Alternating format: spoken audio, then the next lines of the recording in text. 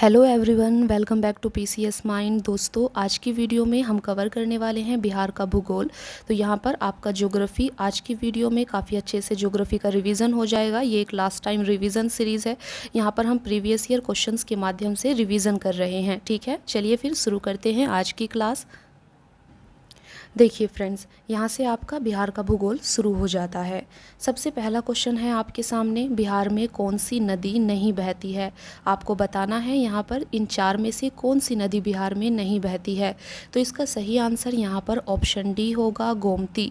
गोमती नदी बिहार में नहीं बहती है, जबकि आप देख सकते हैं कि फल्गु, पुनपुन और बागमती नदी ये बिहार में बहती हैं।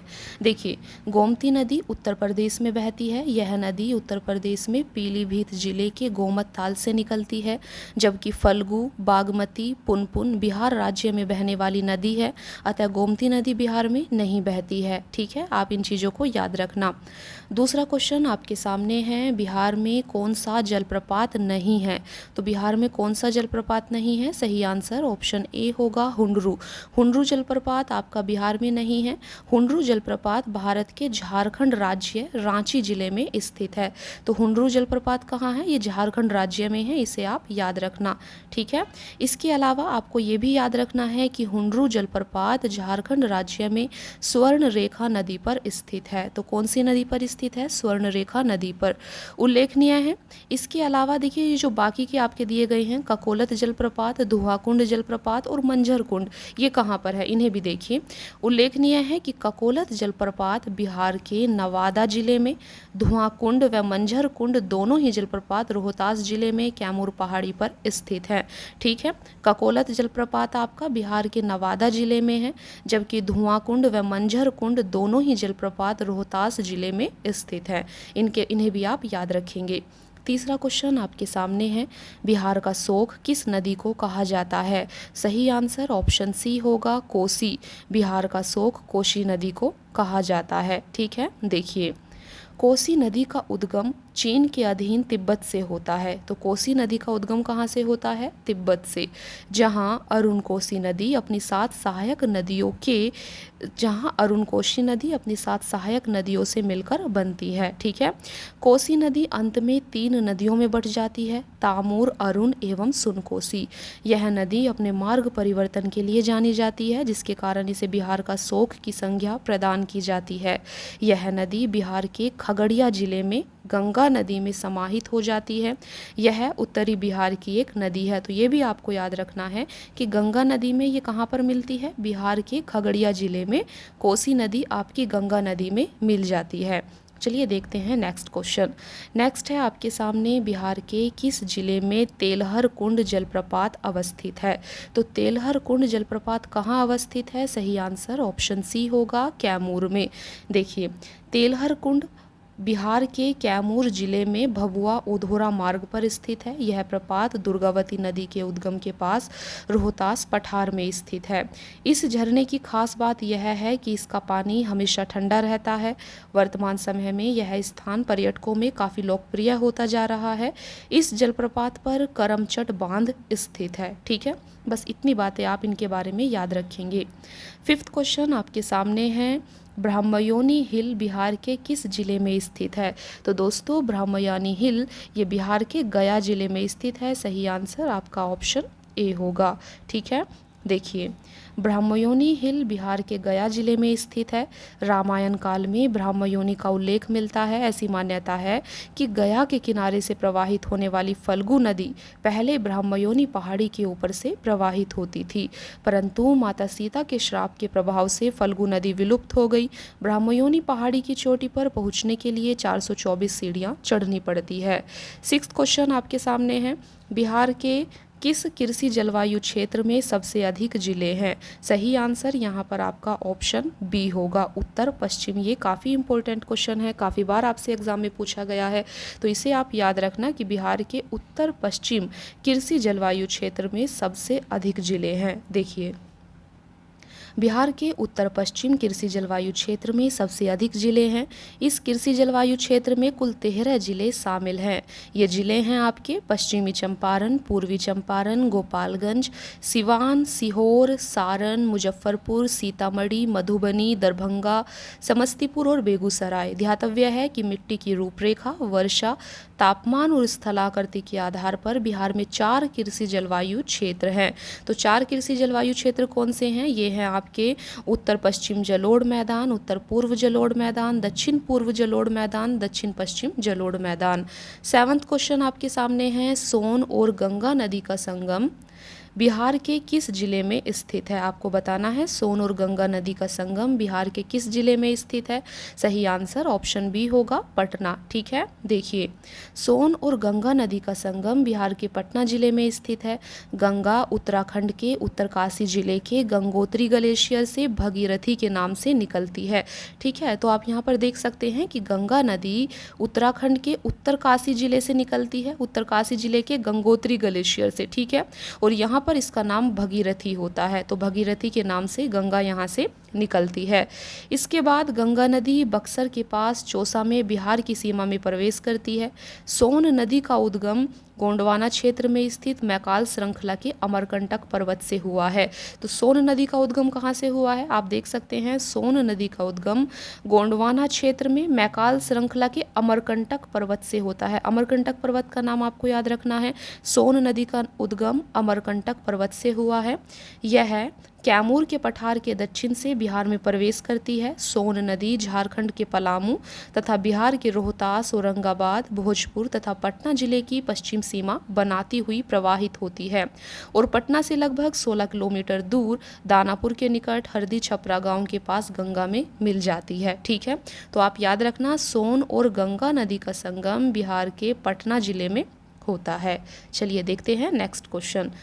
8वां क्वेश्चन आपके सामने है, बिहार का कौन सा शहर 5 पहाड़ियों से घिरा है? तो बिहार का कौन सा शहर 5 पहाड़ियों से घिरा है? आप यहाँ पर देख सकते हैं बिहार राज्य के नालंदा जिले में राजगीर शहर है। यह कभी मगध साम्राज्य की राजधानी हुआ करती थी, जहाँ बाद में मौर्य साम्राज्य का उदय हुआ। राजगीर का ऐतिहासिक और धार्मिक महत्व है। राजगीर 5 चट्टानी पहाड़ियों से घिरा है। तो आपसे क्वेश्चन पूछा गया था कि बिहार का कौन सा शहर 5 पहाड़ियों से घिरा है, तो सही आंसर क्या होगा आपका? राजगीर, क्योंकि राजगीर आपका 5 चट्टानी पहाड़ियों से घिरा है। ऑप्शन में राजगीर नहीं है। ठीक है, देखिए तो राजगीर 5 चट्टानी पहाड़ियों से घिरा है, जिसका जिक्र महाभारत और रामायण में भी मिलता है। राजगीर की पहाड़ियाँ विश्व में प्रसिद्ध हैं। राजगीर की 5 पहाड़ियों के नाम विपुलगिरी, रत्नागिरी, उदयगिरी, स्वर्णगिरी और वैभारगिरी हैं। ठीक है, ये राजगीर की 5 पहाड़ियों के नाम हैं जिन्हें आप देख सकते हैं। 9वां क्वेश्चन है आपके सामने, बिहार के किस जिले में सबसे अधिक नहर सिंचित क्षेत्र हैं? सही आंसर ऑप्शन डी होगा, भोजपुर। तो यहाँ पर आप देख सकते हैं बिहार के भोजपुर जिले में नहर सिंचित क्षेत्र सर्वाधिक है। वर्ष 2017-18 के आंकड़ों के अनुसार भोजपुर 73% लगभग, औरंगाबाद में 71%, पश्चिमी चंपारण में 62% नहरों के माध्यम से सिंचाई की गई है। तो आपने देखा कि बिहार के भोजपुर जिले में सबसे अधिक नहर सिंचित क्षेत्र हैं। 10वां क्वेश्चन आपके सामने है, बिहार में प्रवाहित होने वाली निम्न नदियों में से उत्तर की ओर प्रवाहित होने वाली कौन सी नदी है? सही आंसर आप देख सकते हैं ऑप्शन ए। चलिए पहले इसे समझते हैं। देखिए बिहार राज्य में दक्षिण से उत्तर की ओर बहने वाली नदी सोन है, जो मध्य प्रदेश के अमरकंटक से निकलकर उत्तर की ओर बहती हुई गंगा में पटना के पास मिल जाती है। ठीक है, तो आपने यहाँ पर देखा कौन सी नदी है जो बिहार राज्य में दक्षिण से उत्तर की ओर बहती है? सोन नदी। सोन नदी आपका ऑप्शन में नहीं दिया गया है, इसीलिए उपयुक्त में से कोई नहीं। ठीक है, आपको याद रखना है सोन नदी मध्य प्रदेश के अमरकंटक से निकलती है और आपकी पटना के पास ये गंगा में मिल जाती है। 11वां क्वेश्चन आपके सामने है, बिहार के निम्न जिलों में से किस जिले में ही पीडमोंट स्वैम्प मिट्टी पाई जाती है? आपसे पूछा गया है पीडमोंट स्वैम्प मिट्टी ये कहाँ पर पाई जाती है, कौन से जिले में पाई जाती है बिहार के? सही आंसर ऑप्शन सी होगा पश्चिमी चंपारण। ठीक है, इसे आप याद रखना। पीडमोंट स्वैम्प मिट्टी बिहार के पश्चिमी चंपारण जिले में पाई जाती है। बिहार में 3 प्रकार की मिट्टियाँ पाई जाती हैं, पीडमोंट स्वैम्प मिट्टी, तराई मिट्टी, गंगा की जलोढ़ मिट्टी। बिहार के पश्चिमी चंपारण जिले में पीडमोंट स्वैम्प मिट्टी पाई जाती है। इस मिट्टी का रंग हल्का पीला तथा भूरा होता है। इस मिट्टी के ज़्यादातर भागों में कंकड़ तथा रेत की मात्रा अधिक पाई जाती है, जबकि उर्वरता मध्यम श्रेणी की होती है। ठीक है, उर्वरता मध्यम श्रेणी की होती है। चलिए देखते हैं नेक्स्ट क्वेश्चन। 12वां क्वेश्चन आपके सामने है। बिहार के निम्न प्रशासनिक विभागीय जोड़ों में से किस जोड़े से गंगा नदी नहीं बहती है? सही आंसर ऑप्शन डी होगा कोशी मगध। तो आप देख सकते हैं कोशी मगध प्रशासनिक विभागीय जोड़े में से गंगा नदी नहीं बहती है। देखिए, गंगा नदी हिमालय के गंगोत्री ग्लेशियर से निकलती है तथा उत्तराखंड, उत्तर प्रदेश, बिहार, पश्चिम बंगाल में प्रवाहित होते हुए बंगाल की खाड़ी में गिरती है। गंगा नदी बिहार के कोसी मगध प्रशासनिक विभागीय संभाग को छोड़कर और सभी से गुजरती है। ठीक है, ये दरभंगा मुंगेर से भी गुजरेगी, पूर्णिया, भागलपुर, तिरहुन, सारण, इन सब से गंगा नदी प्रवाहित होती है, लेकिन कोसी मगध से गंगा नदी प्रवाहित नहीं होती है। इसे आप याद रखना। 13 क्वेश्चन आपके सामने है। जयप्रकाश पुल, देखिए एक मिनट, जयप्रकाश पुल जिसे जेपी सेतु भी कहा जाता है, तो जयप्रकाश पुल जेपी सेतु निम्न में से किस नदी पर स्थित है? सही आंसर ऑप्शन सी होगा गंगा नदी। तो गंगा नदी पर स्थित है। देखिए, दीघा सोनपुर रेल सह सड़क पुल अथवा जेपी सेतु, लोकनायक जयप्रकाश नारायण सेतु गंगा नदी पर बना पुल है जो पटना और सोनपुर को जोड़ता है। इसकी लंबाई 4556 मीटर है। यह पुल भारत में असम में बोगीबिल ब्रिज के बाद दूसरा सबसे लंबा रेल सह सड़क पुल है। ठीक है, तो दूसरा सबसे लंबा पुल है। चलिए देखते हैं नेक्स्ट क्वेश्चन। नेक्स्ट है आपका, निम्न में से कौन सा बिहार के भूगर्भिक इतिहास में सबसे नवीनतम है? बिहार के भूगर्भिक इतिहास में सबसे नवीनतम है, सही आंसर ऑप्शन सी बिहार का मैदान। ठीक है, तो बिहार का मैदान सबसे नवीनतम है, इसे आप याद रखना। देखिए, बिहार का मैदानी भाग बिहार के भूगर्भिक इतिहास में सबसे नवीनतम है। बिहार के मैदान को 3 क्षेत्रों में बांटा जा सकता है। तो बिहार के मैदान को हम 3 क्षेत्रों में बांट सकते हैं। सबसे पहला तराई का क्षेत्र, बांगर का क्षेत्र और तीसरा खादर का क्षेत्र। तो बिहार के मैदान को इन 3 क्षेत्रों में बांटा जा सकता है। सबसे पहले तराई का क्षेत्र, यह सोमेश्वर श्रेणी से लेकर पूर्व में किशनगंज तक 5 से 7 किलोमीटर चौड़ी पटरी में फैला हुआ है। इसमें कहीं कहीं कंकड़ और रेत की मात्रा अधिक पाई जाती है। इसमें आर्द्रता अधिक पाई जाती है। इसके दक्षिण में तराई उपक्षेत्र है जो प्राय दलदली है। नेक्स्ट है आपका दूसरा बांगर का क्षेत्र। यह पुराना जलोढ़ क्षेत्र है। सामान्यतः यह आसपास के क्षेत्रों से 7 से 8 मीटर ऊंचा रहता है। तीसरा है आपका खादर का क्षेत्र। इसका विस्तार गंडक से कोसी नदी के क्षेत्र तक सारे उत्तरी बिहार में है। प्रत्येक वर्ष आने वाली बाढ़ के कारण यह क्षेत्र तबाही के कगार पर खड़ा है। तो आपने देखा कि बिहार के मैदान को 3 क्षेत्रों में बांटा जा सकता है, तराई का क्षेत्र, बांगर का क्षेत्र और खादर का क्षेत्र। 15वां क्वेश्चन आपके सामने है। पुरानी जलोढ़ मिट्टी या बांगर बिहार के निम्न में से किस क्षेत्र में पाई जाती है, ये आपको यहाँ पर बताना है। तो फ्रेंड्स, सही आंसर आप देख सकते हैं ऑप्शन ए इसका सही आंसर है, पटना और गया। तो पुरानी जलोढ़ मिट्टी या बांगर मिट्टी बिहार के पटना और गया जिलों में पाई जाती है। देखिए, पुरानी जलोढ़ मिट्टी या बांगर बिहार के पटना, गया, रोहतास, औरंगाबाद, जहानाबाद, मुंगेर तथा भागलपुर क्षेत्र में पाई जाती है। यह मिट्टी गहरे पीले तथा भूरे रंग की होती है। इसमें जल ग्रहण क्षमता अधिक होती है। 16 क्वेश्चन आपके सामने हैं।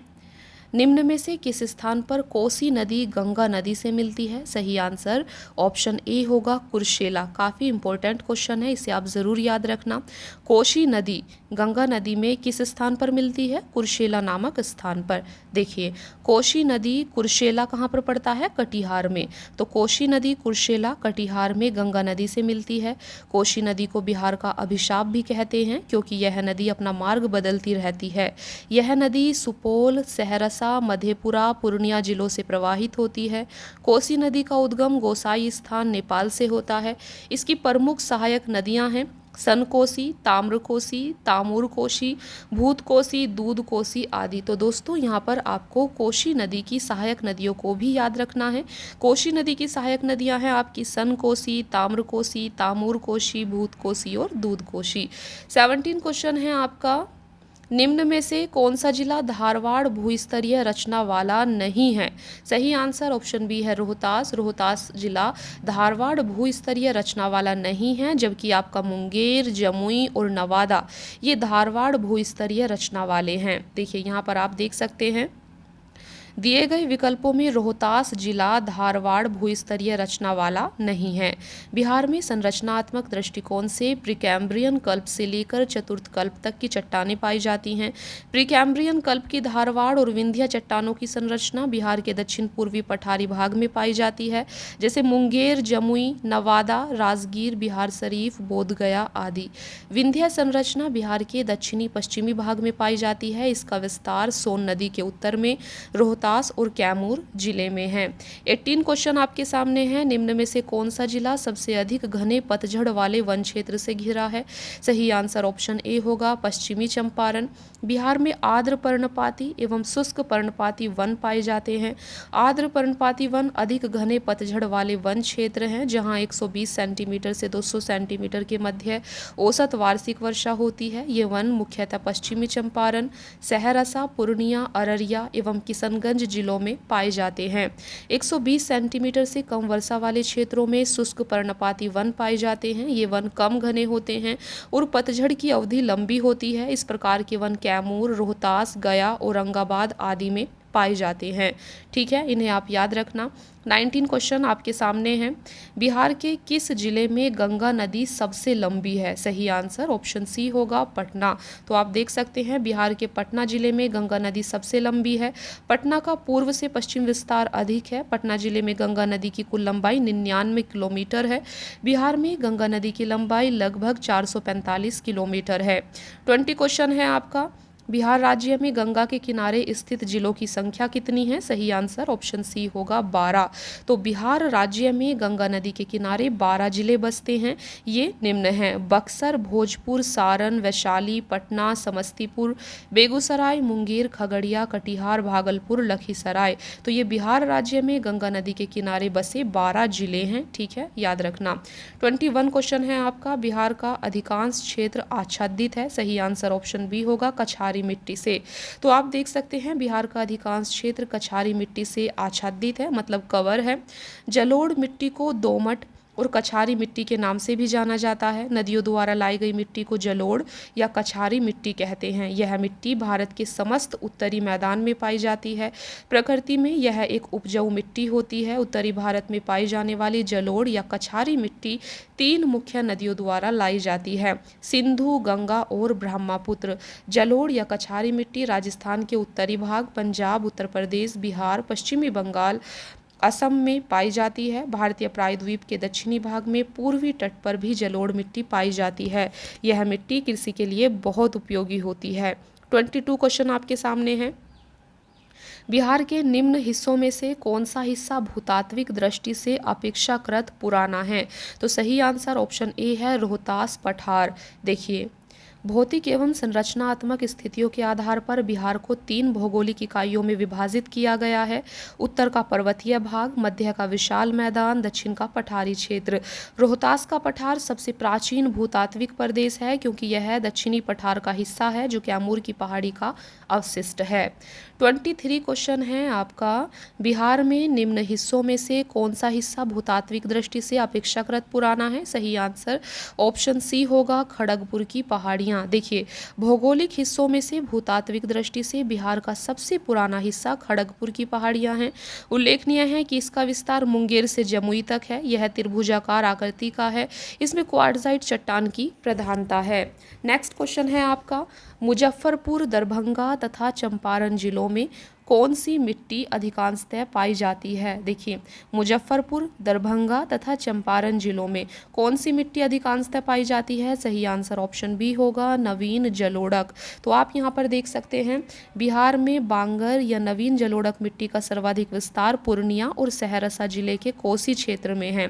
मुजफ्फरपुर, दरभंगा तथा चंपारण के उत्तर पश्चिमी भाग में जाकर संकीर्ण होती हुई नवीन जलोढ़ मिट्टी की पट्टी समाप्त हो गई है। यह मिट्टी सामान्यतः चूना रहित एवं क्षार रहित है।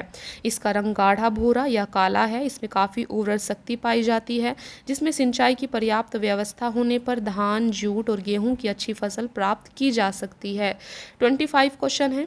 बिहार का सर्वाधिक जूट उत्पादक जिला है। सही आंसर ऑप्शन डी होगा, पूर्णिया। देखिए, बिहार में पूर्णिया एवं कटिहार जिले में जूट का उत्पादन सबसे अधिक होता है। जूट बिहार राज्य की दूसरी मुख्य व्यावसायिक फसल है, जिसके प्रयोग से पैकेजिंग के सामान, कपड़ा, टाट, रस्सी आदि का निर्माण होता है। जूट का उत्पादन नदियों की धांधा मिट्टी अधिक वर्षा वाले क्षेत्रों में होता है। इसके अलावा सहरसा, मुजफ्फरपुर तथा दरभंगा में भी जूट की खेती होती है। 26 क्वेश्चन है आपका। त्रिवेणी नहर किस नदी पर निर्मित है? सही आंसर ऑप्शन सी होगा, गंडक नदी। देखिए, त्रिवेणी नहर बिहार के उत्तर पश्चिमी क्षेत्र के चंपारण जिले में सिंचाई करने के लिए बनाई गई एक नहर है। यह नहर गंडक नदी के बाएं तट से निकाली गई है। यह प्रणाली दक्षिण पूर्व में 62 मील तक गई है। इस नहर को 1909 में प्रारंभ किया गया था। देखिए, 27 क्वेश्चन है आपका। निम्नलिखित झीलों में से कौन सी बिहार में स्थित है? सही आंसर ए होगा, अनुपम झील। अनुपम झील बिहार के कैमूर, भभुआ जिले में स्थित है, जबकि सुखना झील कहाँ पर है? चंडीगढ़ में। सांभर झील राजस्थान में और कामा झील रूस में स्थित है। 28 क्वेश्चन आपका है। बिहार में बहने वाली 4 नदियों में किसका उद्गम अमरकंटक में है? सही आंसर ऑप्शन बी होगा, सोन नदी का। सोन नदी अमरकंटक से निकलती है। यह गंगा के दाहिने तट पर मिलने वाली एक प्रमुख सहायक नदी है। इसके रेत में सोने के कण पाए जाते हैं, इसलिए इसे स्वर्णरेखा नदी भी कहा जाता है। इसकी लंबाई 780 किलोमीटर है। सोन की मुख्य सहायक नदियाँ कनहर, रिहंद व उत्तरी कोयल है। ये काफ़ी इंपॉर्टेंट है। सोन की मुख्य सहायक नदियाँ आपको याद रखना है, ये हैं आपकी कनहर, रिहंद व उत्तरी कोयल। ठीक है। 29 क्वेश्चन है आपका। नदी जो बिहार का शोक कहलाती है? सही आंसर ऑप्शन सी होगा, कोशी नदी। कोशी नदी नेपाल में हिमालय से निकलती है और बिहार में भीमनगर के रास्ते से भारत में प्रवेश करती है। इसमें आने वाली बाढ़ से बिहार में बहुत तबाही होती है, जिससे इस नदी को बिहार का अभिशाप कहा जाता है। कोसी बहुउद्देशीय परियोजना नेपाल व भारत की संयुक्त परियोजना है। यह समझौता 1954 में हुआ था। इस परियोजना का मुख्य उद्देश्य बाढ़ नियंत्रण, जल विद्युत उत्पादन, सिंचाई एवं भूमि संरक्षण है। 30 क्वेश्चन आपके सामने हैं। उत्तर बिहार किसके लिए प्रसिद्ध है? उत्तर बिहार आपका बाढ़ के लिए प्रसिद्ध है। देखिए, उत्तर बिहार बाढ़ के लिए प्रसिद्ध है। कोसी नदी के कारण यह स्थिति उत्पन्न होती है, इसलिए कोसी नदी को बिहार का शोक कहा जाता है। कोसी नदी के अतिरिक्त अन्य नदियाँ जैसे गंडक, बूढ़ी गंडक, बागमती, कमला बलान, महानंदा आदि नदियों से भी उत्तरी बिहार में बाढ़ का प्रभाव दिखाई देता है। बिहार में लगभग 28 जिले बाढ़ प्रभावित हैं। देखिए, 31 क्वेश्चन है आपका। बिहार के किस क्षेत्र में बाढ़ का प्रकोप अधिक होता है? तो इसका सही आंसर होगा आपका ऑप्शन ए, उत्तर बिहार में। यहाँ पर आप देख सकते हैं, ये क्वेश्चन आपसे बार बार पूछा जा रहा है। बिहार भारत का सबसे अधिक बाढ़ से ग्रस्त राज्य है, जहाँ उत्तर बिहार में 76% आबादी बाढ़ की तबाही के आवर्ती खतरे में है। बिहार भारत के बाढ़ प्रभावित क्षेत्र का 16.5% है और भारत की बाढ़ प्रभावित आबादी का 22% बनाता है। उत्तर बिहार के जिले मानसून के दौरान कम से कम 5 प्रमुख बाढ़ पैदा करने वाली नदियां महानंदा, कोसी, बागमती, बूढ़ी गंडक और गंडक नदी जो नेपाल में उत्पन्न होती है के लिए असुरक्षित हैं। 32 क्वेश्चन है आपका। किस नदी को उत्तरी बिहार का शोक कहा जाता है? सही आंसर ऑप्शन बी होगा, गंडक को। देखिए, यहाँ पर क्वेश्चन आपसे पूछा गया है किस नदी को उत्तरी बिहार का शोक कहा जाता है। ठीक है, इस वर्ड पर आप फोकस करेंगे। बिहार का शोक आपसे नहीं पूछा गया है, उत्तरी बिहार का शोक पूछा गया है, तो ये आपकी गंडक नदी होगी। ध्यान से समझिए, गंडक नदी को उत्तरी बिहार का शोक कहा जाता है तथा बिहार का शोक कोशी नदी को कहा जाता है। ठीक है, इन्हें आप याद रखना। गंगा का उत्तरी मैदान बिहार के कितने क्षेत्रफल पर विस्तृत है? सही आंसर ऑप्शन बी होगा 56,680 वर्ग किलोमीटर। देखिए, गंगा के उत्तरी मैदान या उत्तर भारत के विशाल मैदान का निर्माण मुख्यतः सिंधु, गंगा, ब्रह्मपुत्र नदी तथा इनकी सहायक नदियों द्वारा लाए गए अवसादों के निक्षेपण से हुआ है। यह बिहार के 56,680 वर्ग किलोमीटर क्षेत्र पर विस्तृत है। 34 क्वेश्चन है आपका, बिहार में कोसी परियोजना के निर्माण का श्री गणेश कब हुआ? सही आंसर ऑप्शन डी होगा 1954 में। देखिए, कोसी परियोजना बिहार तथा नेपाल सरकार की संयुक्त परियोजना है। इसके निर्माण के लिए 1953 से 54 में नेपाल के साथ समझौता किया गया था। उल्लेखनीय है कि कोसी एक सीमा पारीय नदी है जो तिब्बत, नेपाल और भारत से होकर प्रवाहित होती है। यह नदी भारत के उत्तरी बिहार में कटिहार जिले के कुर्सेला के पास गंगा में मिलने से पहले कई शाखाओं में बंट जाती है। 35 क्वेश्चन है आपका, निम्न में से कौन से समूह की नदियां बिहार और उत्तर प्रदेश के बीच की सीमा रेखा बनाती हैं? सही आंसर ऑप्शन सी है कर्मनाशा, गंडक और घाघरा। ठीक है, देखिए, कर्मनाशा, गंडक और घाघरा नदियां उत्तर प्रदेश व बिहार के बीच सीमा रेखा बनाती हैं। कर्मनाशा नदी का उद्गम स्थल विंध्याचल की पहाड़ियां हैं। गंडक का उद्गम स्थल सोमेश्वर की पहाड़ियां हैं। यह नदी 120 किलोमीटर तक बिहार और उत्तर प्रदेश की सीमा निर्धारित करती हैं। घाघरा नदी हिमालय स्थित नेपाल से निकलती है तथा यह 80 किलोमीटर तक बिहार एवं उत्तर प्रदेश की सीमा निर्धारित करती है। ये आपका 35 क्वेश्चन हो गया। ठीक है, 36 क्वेश्चन आपके सामने हैं। देखिए कि एक तरफ कृषि जलवायु क्षेत्र दिए गए हैं, दूसरी तरफ बिहार के प्रतिशत क्षेत्रफल दिया गया है। इन्हें आपको मैच करना है। देखिए, उत्तर तथा उत्तर पूर्वी बिहार मैदान, दक्षिण बिहार मैदान, छोटा नागपुर पठार और छोटा नागपुर की पहाड़ियाँ। चलिए इन्हें हम डायरेक्टली देखते हैं। सही आंसर ऑप्शन बी होगा। देखिए, उत्तर तथा उत्तर पूर्वी बिहार मैदान 29.87% क्षेत्रफल में है। दक्षिण बिहार मैदान 23.71% क्षेत्रफल में है। छोटा नागपुर का पठार 26.14% क्षेत्रफल में है, जबकि छोटा नागपुर पहाड़ियाँ 20.28% क्षेत्रफल में फैली हैं। 37 क्वेश्चन है आपका, किस देश की सीमा बिहार राज्य से जुड़ती है? सही आंसर ऑप्शन बी होगा नेपाल। देखिए, बिहार राज्य के उत्तर में नेपाल, दक्षिण में झारखंड, पूर्व में पश्चिम बंगाल, पश्चिम में उत्तर प्रदेश अवस्थित है। वर्तमान में बिहार के मुख्यमंत्री नीतीश कुमार हैं। उल्लेखनीय है कि नेपाल के साथ बिहार के 7 जिले, ठीक है, इस चीज़ को आप फोकस करेंगे। नेपाल के साथ बिहार के 7 जिले, उत्तर प्रदेश के साथ 8 जिले, झारखंड के साथ 8 जिले, पश्चिम बंगाल के साथ 3 जिले सीमा बनाते हैं। इन्हें आप ज़रूर याद रखना। देखिए, आपसे कहा गया है कि नेपाल के साथ बिहार के कितने ज़िले सीमा टच करते हैं, तो 7 जिले। उत्तर प्रदेश के साथ बिहार के कितने ज़िले सीमा टच करते हैं? 8 जिले। झारखंड के साथ भी 8 जिले और पश्चिम बंगाल के साथ 3 जिले। 38 क्वेश्चन आपके सामने हैं। देखिए, बिहार के भौतिक विभागों में आप निम्न में से कौन सा सम्मिलित नहीं करेंगे? सही आंसर ऑप्शन डी होगा पूर्वी गंगा मैदान। देखिए, बिहार के 2 प्रमुख प्राकृतिक विभाग हैं, गंगा का मैदान और छोटा नागपुर का पठार। गंगा का मैदान 2 भागों में विभाजित है, उत्तरी गंगा का मैदान और दक्षिणी गंगा का मैदान। 39 क्वेश्चन, बिहार में निम्न में से कौन से समूह की नदियाँ गंगा अथवा उसकी सहायक नदियों में उत्तर की ओर से आकर मिलती हैं? सही आंसर सी है गंडक, कमला, बागमती। तो इन्हें आप याद रखना। देखिए, यहाँ पर आप समझ सकते हैं सरयू, घाघरा, गंडक, बूढ़ी गंडक, बागमती, कमला, बलान, कोसी नदियाँ गंगा में उत्तर से आकर मिलती हैं। गंगा में दक्षिण की तरफ से मिलने वाली प्रमुख नदियाँ हैं सोन, उत्तरी कोयल, पुनपुन, फल्गु, पचाने, कर्मनाशा। ठीक है, तो यहाँ पर हमने देखा गंगा नदी में उत्तर से आकर कौन कौन सी नदियाँ मिलती हैं और गंगा नदी में दक्षिण की तरफ से कौन सी नदियाँ मिलती हैं। तो इन्हें आप याद कर लेना। 40 क्वेश्चन आपके सामने हैं। बिहार में बांगर मिट्टी मिलती है? सही आंसर ऑप्शन ए है गया, बोधगया, पूर्वी चंपारण, भागलपुर क्षेत्र में। देखिए, तराई क्षेत्र के दक्षिण में पाई जाने वाली बांगर मिट्टी का विस्तार गंगा के दक्षिणी मैदानी भाग में रोहतक से लेकर गया, पटना, मुंगेर से भागलपुर तक है। काले, भूरे, पीला एवं हल्का पीले रंग की इस मिट्टी में क्षारीय एवं अम्लीय गुण संतुलित मात्रा में पाए जाते हैं। 41 क्वेश्चन है आपका, बिहार के विविध भौगोलिक पक्षों के संबंध में निम्नलिखित कथनों पर मनन कीजिए। सही आंसर आपका ऑप्शन डी है। 1, 3 और 4 यहाँ पर आपका सही दिया गया है। देखिए, पहला ऑप्शन कहता है बिहार में कुल सिंचित भूमि में लगभग 37% नहरों द्वारा सिंचित होती है। ये आपका यहाँ पर सही है।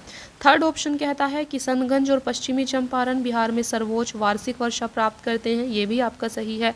फोर्थ ऑप्शन कहता है बिहार में राष्ट्रीय राजमार्गों की कुल लंबाई 2461 किलोमीटर है। तो ये भी आपका सही है। बी ऑप्शन आपका कहता था बिहार में उत्तरी गंगा मैदान 33,620 वर्ग किलोमीटर क्षेत्र में विस्तृत है। तो ये ऑप्शन यहाँ पर आपका गलत है। ठीक है, चलिए इसको आप यहाँ पर देख सकते हैं। बिहार में उत्तरी गंगा का मैदान 56,980 वर्ग किलोमीटर है, जो राज्य के 52.27% क्षेत्र पर विस्तृत है, तथा दक्षिणी गंगा का मैदान 33,670 वर्ग किलोमीटर है। ठीक है, देखिए नवीनतम आंकड़ों के अनुसार आप देख सकते हैं बिहार में राष्ट्रीय राजमार्गों की कुल लंबाई 5,358 किलोमीटर हो गई है। ठीक है, ये जिस टाइम क्वेश्चन पूछा गया था उस टाइम यहाँ पर 2,461 किलोमीटर थी, लेकिन अभी लेटेस्ट डेटा के अकॉर्डिंग 5,358 किलोमीटर है बिहार में राष्ट्रीय राजमार्गों की कुल लंबाई। बिहार में कुल सिंचित भूमि का 31% नहरों द्वारा सिंचित होता है। 42 क्वेश्चन है आपका, किस राज्य के साथ बिहार की दामोदर घाटी परियोजना में साझेदारी है? सही आंसर ऑप्शन डी होगा, पश्चिम बंगाल। देखिए 7 जुलाई 1948 ईस्वी को स्वतंत्र भारत की पहली बहुउद्देशीय परियोजना के रूप में दामोदर घाटी परियोजना अस्तित्व में आई, जिसमें बिहार और पश्चिम बंगाल की साझेदारी है। यह भारत की ऐसी पहली परियोजना है जिसमें कोयला, जल और गैस तीनों स्रोतों से विद्युत उत्पन्न की जाती है। देखिए 43 क्वेश्चन है आपका, किस राज्य के साथ बिहार की गंडक परियोजना काल में साझेदारी है? सही आंसर ऑप्शन ए है, उत्तर प्रदेश। देखिए गंडक परियोजना भारत की प्रमुख नदी घाटी परियोजनाओं में से एक है। इसकी शुरुआत 1961 में हुई थी। यह बिहार और उत्तर प्रदेश की सम्मिलित परियोजना है तथा इससे नेपाल को भी लाभ मिलता है। इस परियोजना में बिहार के भैंसालोटन नामक स्थान पर गंडक नदी के ऊपर 837.8 मीटर लंबे बैराज का निर्माण किया गया है। इसी के दोनों तरफ पश्चिमी और पूर्वी गंडक नहरें निकाली गई हैं। 44 क्वेश्चन है आपका, निम्न में से किस नदी को बिहार का गम कहते हैं? सही आंसर ऑप्शन बी होगा, कोसी नदी। कोसी नदी को बिहार का गम या बिहार का शोक कहा जाता है। यह गंगा की बाएं तट की मुख्य सहायक नदियों में से एक है।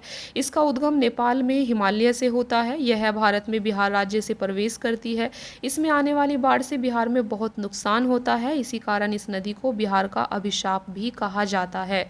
45 क्वेश्चन है आपका, निम्न में से बिहार की कौन से जिलों के कुछ इलाके पश्चिम बंगाल को दिए गए थे?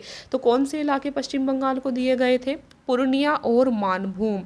तो आप देख सकते हैं पूर्णिया, बिहार और पश्चिम बंगाल अधिनियम 1956 के द्वारा पूर्णिया और मानभूम जिले के कुछ इलाके पश्चिम बंगाल को दिए गए थे। 46 क्वेश्चन है आपका, त्रिवेणी नहर में किस नदी से पानी आता है? सही आंसर सी होगा, गंडक नदी।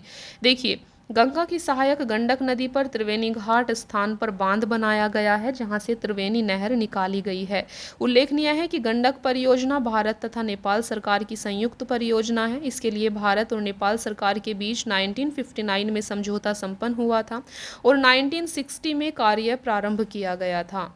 47 क्वेश्चन है आपका, पुराना बिहार का कितना प्रतिशत जमीन लेकर झारखंड राज्य बना है? सही आंसर ऑप्शन बी होगा, 45.85%।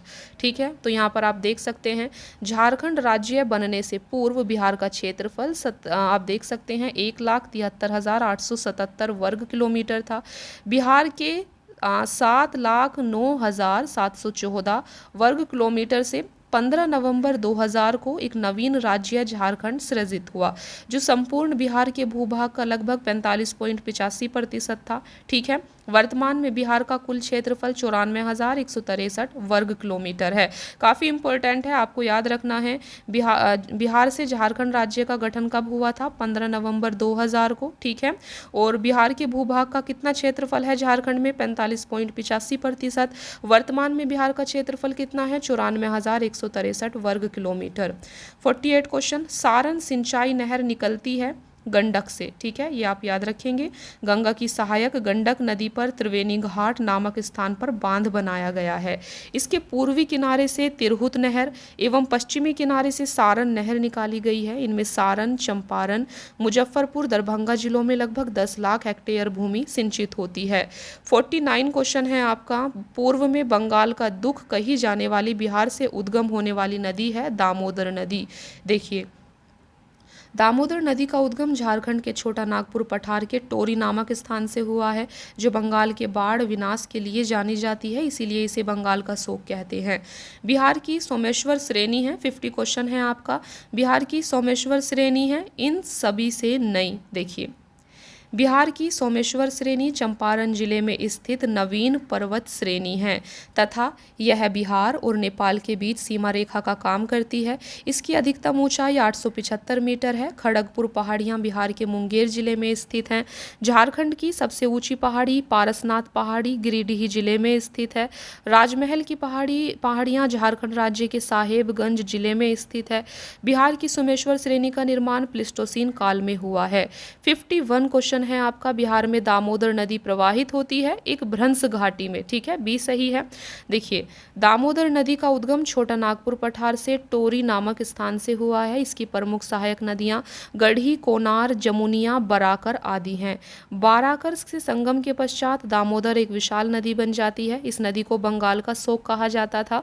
बिहार के विभाजन के पश्चात यह नदी अब झारखंड राज्य की सर्वप्रमुख नदी है। तेनुघाट बांध दामोदर नदी पर है, जो रांची में स्थित है। यह भ्रंश घाटी छोटा नागपुर पठार को 2 भागों में बांटती है। यह एक भ्रंश घाटी से होकर प्रवाहित होती है, ठीक है। चलिए देखते हैं नेक्स्ट क्वेश्चन। 52 क्वेश्चन है आपके सामने। बिहार का तराई प्रदेश विस्तृत है। सही आंसर ऑप्शन बी है, भारत नेपाल सीमा के समानांतर। तो बिहार का तराई प्रदेश भारत नेपाल सीमा के समानांतर विस्तृत है। बिहार में तराई प्रदेश का विस्तार पश्चिम तथा उत्तर पूर्वी सीमा तक है। इस प्रदेश में औसत वर्षा 150 से 200 सेंटीमीटर तक होने के कारण घने वन एवं दलदली क्षेत्र का विकास हुआ है। उत्तरी पूर्वी तराई प्रदेश में अररिया और किशनगंज जिले में फैला हुआ है। यह बिहार का सर्वाधिक वर्षा वाला क्षेत्र है। 53 क्वेश्चन है आपका। निम्नलिखित नदियों में से कौन बिहार में गंगा से मिलती है? सही आंसर ऑप्शन ए है 1, 2, 3, 4 गंडक नदी, सोन, घाघरा और पुनपुन नदी। देखिए, गंडक नदी उत्तर पश्चिमी बिहार की एक प्रमुख नदी है। यह नेपाल एवं बिहार में प्रवाहित होती है। इस नदी को नेपाल में सल्लीग्राम और मैदानी भाग में नारायणी और सप्तमंडल कहते हैं। यह वाल्मीकि नगर में बिहार में प्रवेश करती है। गंगा में यह पटना के पास मिलती है। यह बिहार की सर्वाधिक तीव्र जलधारा वाली नदी है। सोन नदी मध्य प्रदेश के अमरकंटक नामक स्थल से निकलती है तथा पटना के निकट गंगा में मिल जाती है। यह बिहार में बहने वाली गंगा की दक्षिणी सहायक नदियों में सबसे लंबी सहायक नदी है। पुनपुन नदी दक्षिणी बिहार की दूसरी प्रधान नदी है, जो पलामू की चौराहा पहाड़ी से निकलती है तथा पटना के निकट फतुहा में गंगा में आकर मिल जाती है। घाघरा नदी, जिसे सरयू नदी भी कहा जाता है, इसका उद्गम स्थान नेपाल में है। उत्तर प्रदेश के मैदानी भागों में तीव्र गति से बहते हुए सारण जिले के समीप बिहार में प्रवेश करते हुए छपरा के निकट गंगा में समाहित होती है। 54 क्वेश्चन है आपका। छोटा नागपुर का पठार है। सही आंसर ऑप्शन डी होगा, एक संप्राय भूमि। देखिए, यहाँ पर आप देख सकते हैं छोटा नागपुर पठार एक संप्राय भूमि है। बिहार के मैदानी क्षेत्र के ठीक दक्षिण में 150 मीटर की समोच्च रेखा से छोटा नागपुर के पठार का आरंभ है। रोहतास की कैमूर पहाड़ी के अलावा वह समस्त क्षेत्र छोटा नागपुर पठार के अंतर्गत आ जाता है। उत्तर पूर्वी भारत की ओर फैले प्रायद्वीपीय भारत का यह एक हिस्सा है, ठीक है। ये चीज़ आप यहाँ पर याद रखना। तो फ्रेंड्स, यहाँ पर आप देख सकते हैं बिहार का भूगोल यहाँ पर आपका समाप्त हो जाता है। अभी आपका जो नेक्स्ट चैप्टर है ये बिहार कृषि व पशुपालन है, जिसे हम नेक्स्ट क्लास में कवर करेंगे, ठीक है। आई होप कि आपको आज की क्लास पसंद आई होगी। तो thank you so much friends for watching the class. Keep watching, please like, share and subscribe. अपने दोस्तों के साथ शेयर कीजिए और लाइक किया कीजिए। चलिए फिर मिलते हैं नेक्स्ट क्लास में। Thank you.